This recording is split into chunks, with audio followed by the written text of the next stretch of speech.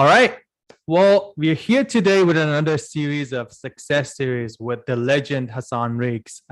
So he's been an advocate for lead gen, taking care of leads, converting your leads to actual sales, and he's been a huge motivation to a lot of us that work with leads. So welcome, Hassan. Welcome to the show, and thank you for joining. Yeah, thank you for having me, man. I'm excited to be here. It's definitely a privilege to talk to you, and I'm ready to dive in, man. All right, awesome. Thank you. So tell us a little bit about yourself, Hassan. Like what is your journey? Like Yeah, what got you started to come in and start doing this amazing thing that you do, which is warming up leads and kind of going from there. sure. So I started my career actually selling Cutco knives, going door to door in Birmingham, Alabama. That's where I'm from. Roll Tide, by the way. So going door to door selling Cutco knives in Birmingham, Alabama, and that's where I first got my client-facing experience and my client-facing skills. And since that time, I've always been on the commercial side of the organization. So I've spent my entire career generating leads, following up with leads, closing deals, understanding how to put more money into my bank account, my company's bank account. And, since that time, I've started Smart Alto, and I'm the founder and CEO at Smart Alto, and we help real estate agents and teams and brokers get an ROI on their lead generation program. I'm a former inside sales agent. I personally scheduled over 10,000 real estate appointments. I'm a 10,000. Yeah, 10,000. I've done everything from circle prospecting. I've done the cold calls, the outbound, the text messages, the inbound. I've kind of done that entire range of things in order to get a response from new online leads, convert them, have a conversation with them, and then set 15-minute phone appointments ultimately. I'm a contributor for Forbes, where I write about real estate marketing, real estate technology trends. And I've spoken at NAR the past 3 years about real estate lead conversion. And I say all that not to impress you, but just to impress upon you that I've spent a career doing this stuff and I love it. I'm fanatical about it. I spend most That's of my time awesome. thinking about it and diving into it. So tell us what an insider sales agent is, because we know what it is, but like at the same time, I heard of it like a couple of years ago. First time I was like, Yeah. what is an insider sales agent? Yeah. So an inside sales agent is someone who's on your team who's responsible for one, starting conversations with leads, ultimately filling your pipeline so that you can talk to more qualified prospects on the phone and you can make more money. Because the reality is your pipeline is your business. When you're not talking to qualified prospects, you're not making money. And the people who don't make money in this business, they quit. So your goal is to have conversations with qualified people who you can do business with. And if you're not doing that, then you're not making money. An inside sales agent is the person on your team who's responsible for that. And so you could do that job yourself, but if you're doing that job on your team, then you're not going out selling homes. So when a new lead comes in from Facebook, realtor.com, homes.com, Roomvu, when that new lead comes in, you've got to focus on how do you start a conversation with this person? How do you qualify them? How do you move them through deeper phases of the customer relationship? The inside sales agent does that for you on your team when you don't have the time to consistently do that for yourself. It's the same role that a business development rep runs at large technology companies like Salesforce or Intercom or Drift. That makes sense. That makes sense. And tell me a little bit about this. Like I often get this question a lot. So we generate leads. Last year we generated 51,000 leads for our agents. And Wow. and like we often get this question that, hey Sam, well, this lead came in, I called them and they weren't ready to buy it. I'm like, well, of course it's not gonna so it doesn't work like that. So tell me a little bit about the numbers game. Tell me like what is it that you see on a typical lead conversion, and why is it important to focus on the numbers and the consistency of generating these leads and consistently following up with them until you actually reach a certain point of warm lead with them? So going from cold to warm. Sure. So it's a couple things. You put in a couple things. So let's like pull back one at a time, right? So the first thing is actually understanding what your goal is. And your goal with every new lead who comes in is not your first goal. is not to set an appointment with that person to close a deal. You got to understand, most of the people who come in from your funnel, they're not ready to buy right now.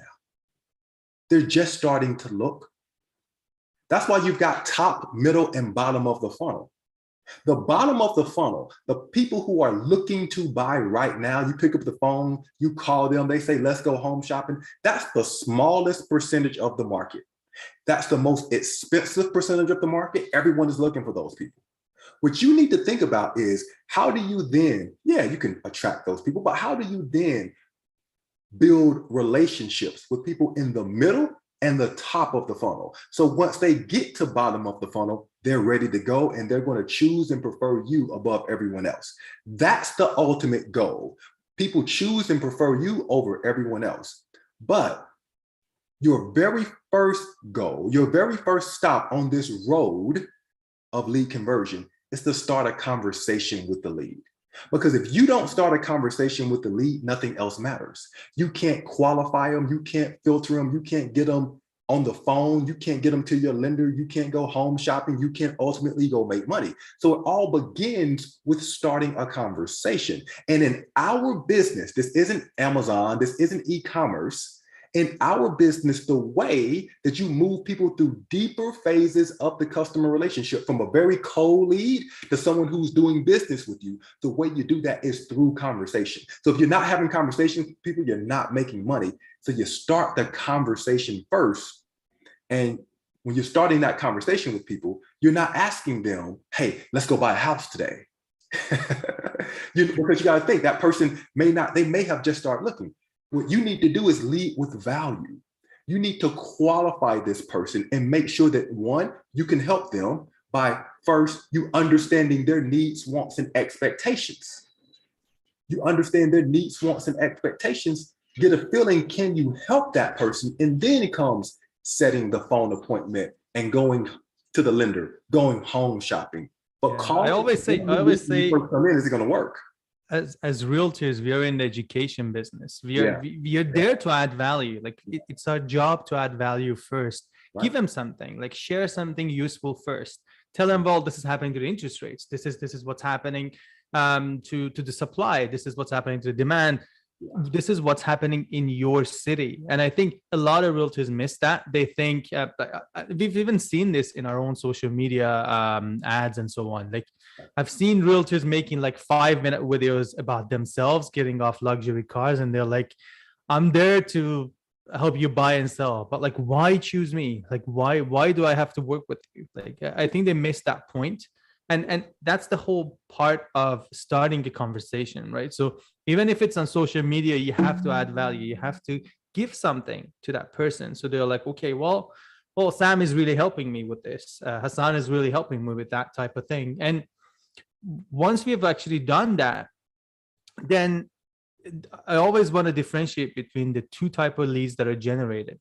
So they're the type of leads that you get from your social media, and they're the type of leads that you get from ads. And these two type of leads are very different. The person that's been following you on social media for, let's say, 3 months, 4 months, they know who you are. You've already added that value. So it's a lot easier to sell to them. But the person that just came through a portal or through, I don't know, ads or whatever, these people, they need to be warmed up. These people, they need to get to know you first. They need to build that connection, and they need to go from there. So how would you describe that building connection part? Like, how would you start building it? So let's say I'm a new agent. I'm just starting, and I started generating leads from ads. And what do I have to do? Like, what is the first thing that I have to do to start talking to these leads? How do I warm them up slowly, so to kind of go from there? Mm-hmm. So it's a couple things. One is, I want you to think about the types of leads that you just mentioned, right? So leads that come from social versus leads that may come through a portal, they responded to an ad. The key here is, with any type of lead, your ultimate goal, one of the first things you're trying to figure out is, what's their intent? I want to say that word again. It's a really important word, because people will say, oh, leads that come from Facebook are garbage. And leads that come from Zillow are garbage. But realtor.com leads, they're the best. And I'm thinking, no, you're an idiot. That's not how the business works. That's not how life works, actually. The same person who went to realtor.com could also go to Zillow, could also be a Facebook ad, could also be generated through an online lead for Roomvu. So these people, the difference between them is their level of intent. When you're first having a conversation with someone, that's ultimately what you're trying to find out. Now, the world has changed since I was an inside sales agent. When I was an inside sales agent, you could pick up the phone, you could call someone and they will answer. But nowadays, people have so many different ways to communicate. Facebook DMs, LinkedIn DMs, text messages, emails, phone calls. They've got so many different ways to communicate. And the reality is that people prefer messaging. Ask yourself this: when is the last time you answered the phone of someone you didn't know? It probably doesn't happen. So the most preferred channel that users have, that leads have, is the way that you need to reach out to them first. And that's most likely through text. That's the reason at Smart Alto, we use text to reach out to people, not because we just love text, but because users respond to text messages more frequently. They have got better deliverability rates, better response rates, better engagement rates, and it's an easier way to start a conversation. And that's the key that you just hit on, Sam. Yeah, and I think they missed that as well. Like the whole point of what is the intent. So like something that I remember we started doing like years ago was we asked people, do you like, and this was an interesting tip, we got it from another partner, and the whole idea was like, instead of asking people like right the first question that you ask your leads is shouldn't be, are you working with a realtor or not? Like, of course, like how do you go about that? Like I've seen that happening, like even at open houses. Like the first thing that the agent does is like, well, are you working with a realtor? Well, it's a weird question, right? And I think we always want to really get to the conclusion really fast. Like we want the shorter path, and we want to find this shortcut, this magic pill that would just convert all these leads to a final closed deal. And I think that's what we've missed. So is it a good practice to actually buy leads off a bulk place? I've seen agents doing that. Like I've seen agents coming to us and saying like, well, we want to send like 4,000 emails. I'm like, why? Like, where did you get this list? Or why do you think this is a good practice? And they always don't have an answer. They're like, well, we think it's a good idea. So tell us a little bit about that. Like if like what is there to check about the quality of lead? And is it ever a good practice to buy bulk leads that are just like dated leads? So there's a couple of things. One is going back to your previous point. If you're thinking about starting a conversation with someone, you need to make the friction for them to answer the question really low. And when you ask a question that like, are you working with a realtor? The friction is really high. You're letting that person know that the only way you're going to help them is if they answer no. That's an excellent point. So what I recommend to people is think about the stuff. Let's say you get a new online lead who comes from Facebook, LinkedIn, wherever, new online lead. We have tested this. So everything I'm about to share with you is not my opinion. This is data. These are facts that we've tested from sending tens of millions of text messages. The best question to ask people is a question they know the answer to, a question they can respond to very easily, and a question that passes this litmus test. Can grandma respond to you at 2 o'clock in the morning while watching Judge Judy and scrolling through Facebook?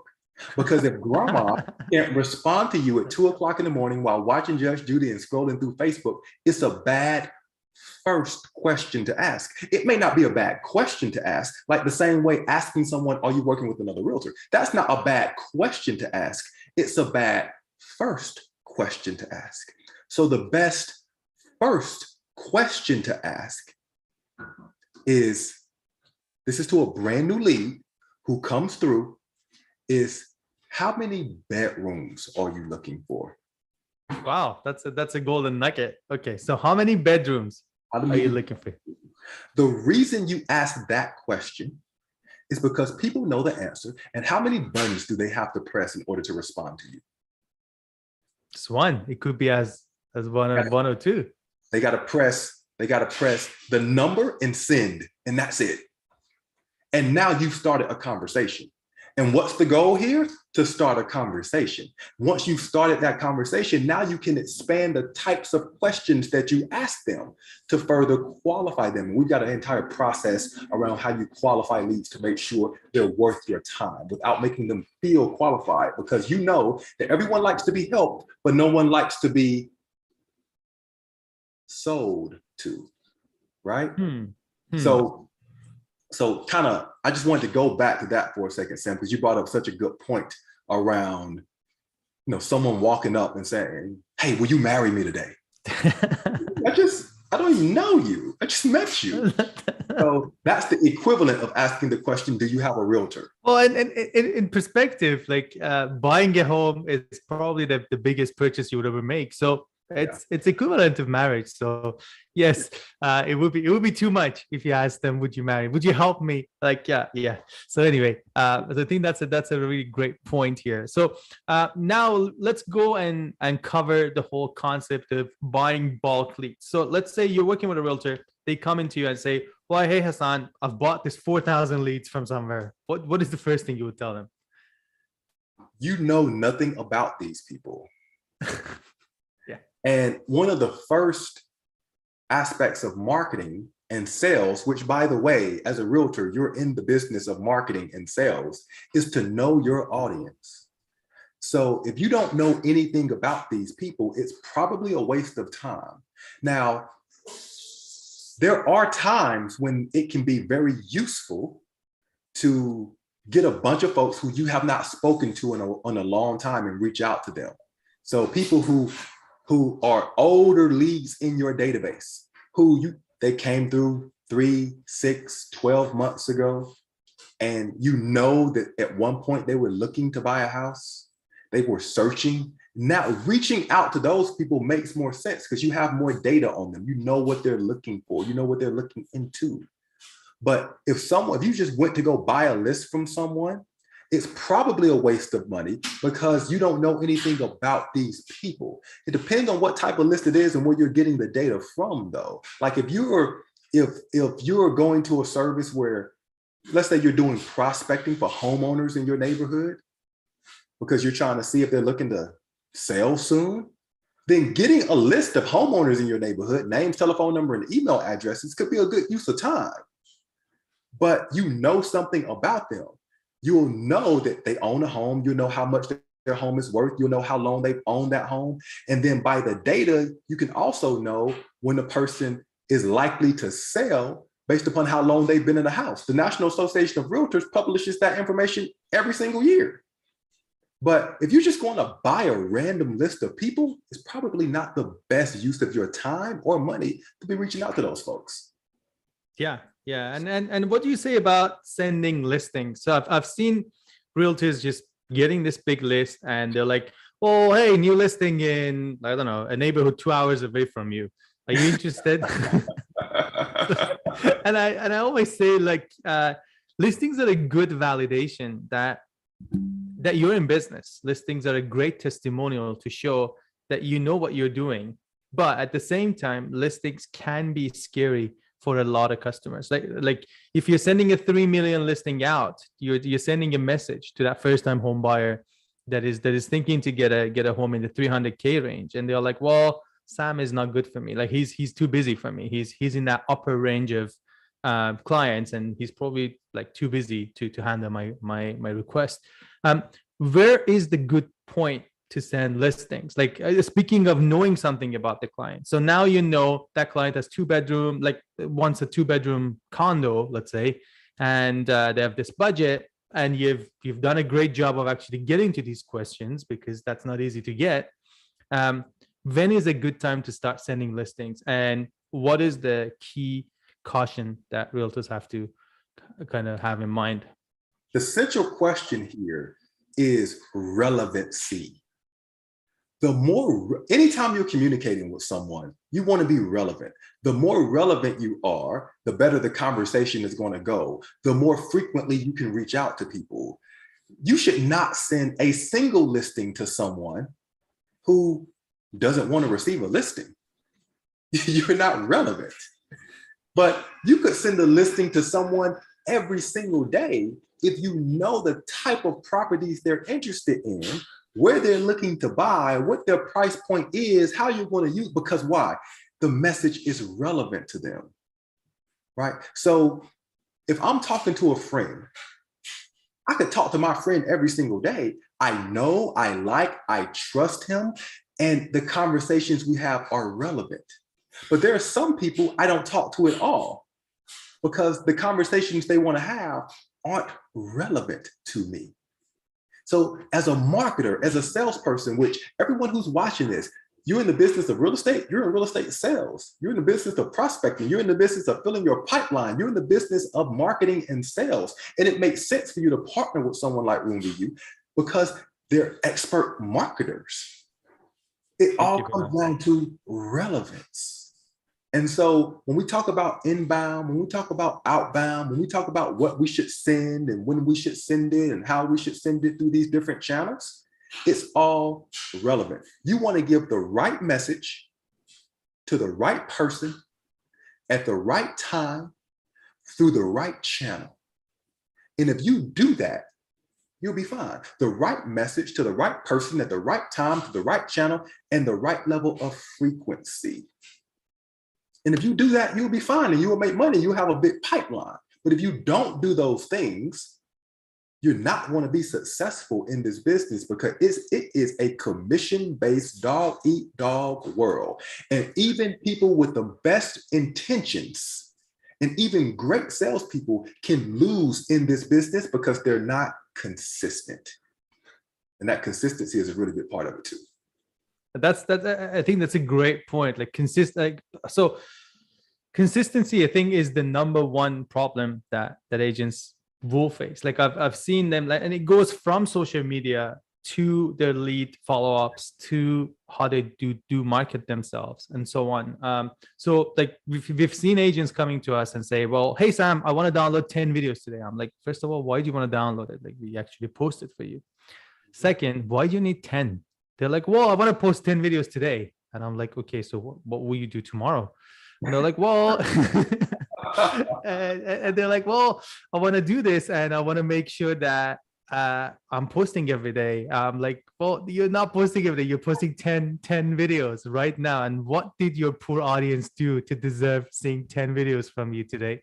And I think it all boils down to consistency. Like a lot of people miss that any type of marketing, any type of investment that you make needs time, right? So I've seen people coming back to us after a month. They're like, well, I only got one call. I'm like, you got one call after 1 month of paying like $40 a month. What are you talking about? This is amazing. This is good.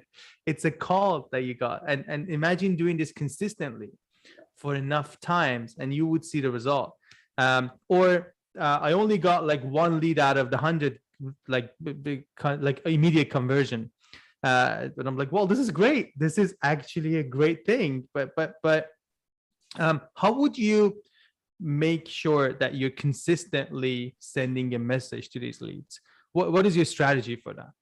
So let's say you've got a bunch of leads this week. Well, they keep coming, right? But like, how would you keep in contact with these guys throughout like the next 6 months to make sure that you're there when they're ready to buy and sell?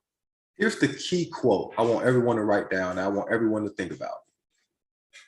Okay? Ordinary things consistently done produce extraordinary results. Ordinary things consistently done produce extraordinary results. Ordinary things consistently done produce extraordinary results. Ordinary things consistently done produce extraordinary results.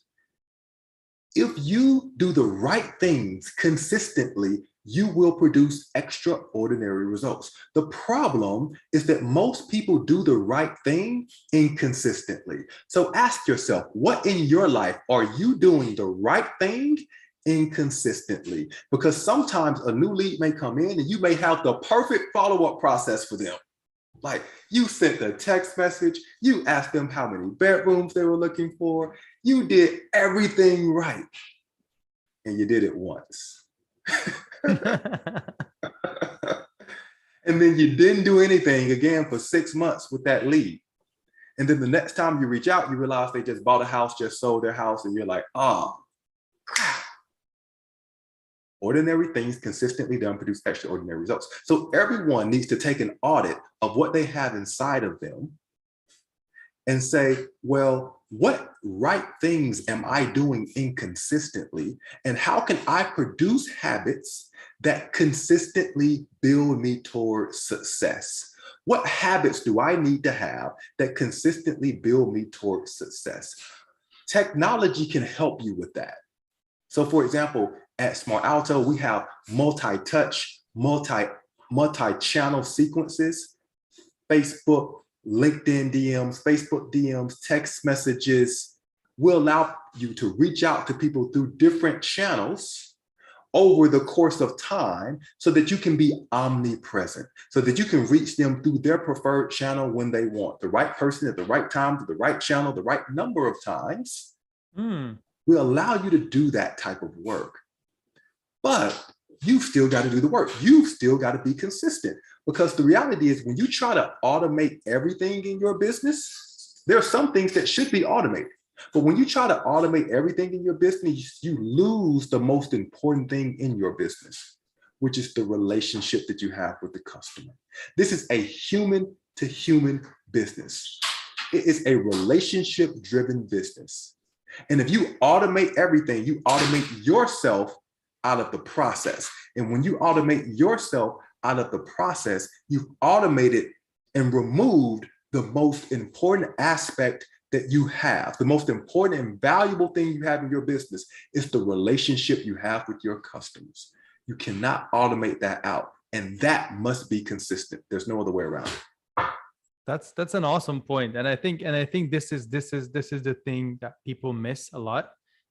So that's awesome. So what are the common, like some of the most common mistakes you've seen? I mean, and I think we've covered that a lot, but agents do with leads, like in terms of like getting them to follow up, in terms of like the follow-up process and so on. Like, what is the typical number one mistake that you see? The biggest problem agents have is they don't make the time to consistently follow up. That's the number one problem they have. They don't have the time to consistently follow up. So because they have that problem, other problems begin to surface up, which means that a new lead comes in, you know you're supposed to follow up with that lead within 2 to 3 minutes, 24 hours a day, 7 days a week, 365 days a year. Weekdays, holidays, vacation days, it doesn't matter what day and it doesn't matter what you're doing. You're supposed to follow up with that lead within 2 minutes, but you don't. But in 2 minutes, I think that's the key point. 2 minutes. But you don't. You follow up as fast as you can, which may mean after you leave the open house, which may mean in 3 weeks, which may mean never. So you never actually do what you were supposed to do because of the first problem. You don't have the time to consistently follow up, or you haven't made the time to consistently follow up. So are you saying we should actually, like the realtor should actually follow up within the first 2 minutes? Is that really the golden recipe here? Yeah, that's the key. You need to do it. If you don't do it within 5 minutes, that lead is cold, they've moved on. Your standard, your non-negotiable standard should be 2 minutes, 2 to 3 minutes. Wow. That's the key. Here's the opposite side of that coin. You can't follow up within 2 seconds. Because if you follow up with them within 2 seconds, you call them or you send them an email or you send them a text message, they're going to know that's automated. And people want to talk to real people, not robots. So your response rate will actually decrease if you follow up within a second. Just got a new lead, you automatically send them a text. They want to know it. They see this long text from me. They're like, well, there's no way this guy could actually type the same. Right? Exactly. So you've just automated yourself out of closing the deal. So you can't follow up too fast, but you also can't follow up too slow. That 2 to 3 minute range is appropriate, and it gets you the best response rates. That makes sense. That makes sense. So tell me, and I want to be considerate of your time. Tell me something that you've learned recently that is changing the way you do business. Like, what is that in your sphere in the last year? Like, what have you seen out there? A couple things is, and this is something that everyone here needs to revisit, go back and think about, and really dive into. Who is your ideal customer? What are you doing to attract your ideal customer? What are the reasons your ideal customers aren't buying from you, aren't choosing you over and above everyone else? The reason I say that is because I'm a marketer and salesperson at heart. But even I need to go back and revisit that stuff from time to time. When you talk to a real estate agent and you ask them, who do you sell to? They'll say everybody. And the reality is, if you're trying to sell to everybody, you're selling to nobody. There are riches in niches. You need to find an area of the market, a type of user profile, a person, and a buying avatar you can dominate. You can absolutely dominate. And that could be, for example, let me give you an example. It could be people who own homes between the ages of 22 to 32. Everybody in this zip code who is between 22 through 32 who's looking to sell their house, I'm going to be their agent. That could be your market. Or it could be all the beachfront homes between this spot and that spot. I'm going to own that place. And now you know who your audience is. All of your marketing, your brand promise, your avatar, everything that you do is there to attract those people. It makes it so much easier on you to have conversations with those folks, to handle their objections, to build up social proof and reviews of people like that. Because before someone does business with you, they want to take a look at your reviews. And your reviews are going to be much more impactful and stronger if the reviews you have represent the person who's taking a look at those reviews, because they're going to see themselves in the review. Because what your customers say about you is 1,000 times more influential and more impactful than what you say about you, even if what you say about you is more accurate. So you absolutely need those reviews. And when someone goes to look at your reviews, if they can see themselves in your review, they're going to choose you every time. But you only build up that credibility once you know who your audience is. You know how to attract them, and you know why they aren't buying from you now. That's an awesome point. And I think that's a great ending point to this podcast. So thank you so much, Hassan. Thanks for joining this conversation. I learned a lot. I learned a lot. We have a couple of questions here. Mark Manuel is asking, there are hundreds of lead generation companies. They're all expensive. How do you choose? So a couple of things there.